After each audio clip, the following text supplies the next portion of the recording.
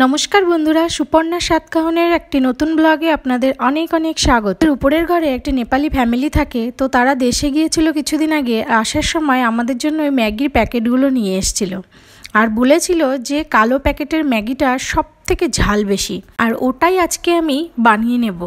যেহেতু আমরা নেপালের ম্যাগি আগে কোনোদিন খাইনি, তো আজকে টেস্ট করে দেখব কেমন লাগে। আর বন্ধুরা দেখতেই পাচ্ছেন যে নেপালের ম্যাগির প্যাকেটগুলো কিন্তু আমাদের এখানকার ম্যাগির মতন একদমই না, অনেকটাই আলাদা। আর ম্যাগি রান্না করার জন্য আমি এখানে পেঁয়াজ কুচিয়ে নিচ্ছি, তারপরে কড়াইটা উনুনে বসিয়ে দিয়ে আমি ম্যাগির প্যাকেটটা খুলে নেব, দেখব ওর ভিতরে কি কি আছে। আমাদের এখানের ম্যাগির প্যাকেটের ভিতর যেমন একটা মশলার প্যাকেট দেয়া থাকে, এখন দেখে নেব ওটার মধ্যেও সেরকম কিছু আছে কি না। তো বন্ধুরা ম্যাগির প্যাকেটটা আমি খুলে নিলাম, আর দেখুন এর ভিতর থেকে কি বেরিয়েছে।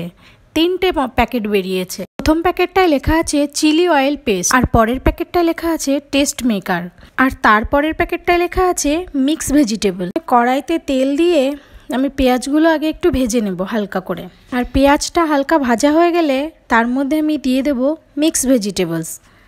আমাদের এখানে যেমন একই মশলার মধ্যে সব কিছু মিক্স করে দেয়া থাকে, এখানে কিন্তু তা না, এদের সব কিছু আলাদা আলাদা দেয়া।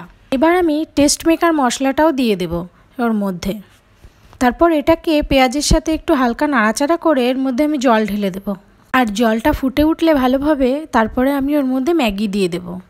তার যেহেতু প্রথম এই ম্যাগিটা আমি দেখছি বা বানাচ্ছি, তো জানি না কেমন কি টেস্ট হবে। পর ম্যাগিটা ফুটে গেলে ভালোভাবে আমি ওর মধ্যে চিলি অয়েল পেস্টটা দিয়ে নামিয়ে নেব।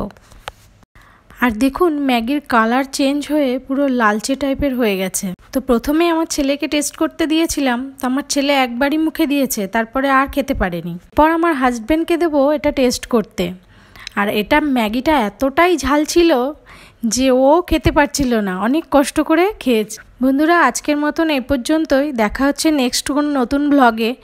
আর ভালো লাগলে চ্যানেলটি সাবস্ক্রাইব করে আমার পাশে থাকবেন। ব্লগটা দেখার জন্য অনেক ধন্যবাদ।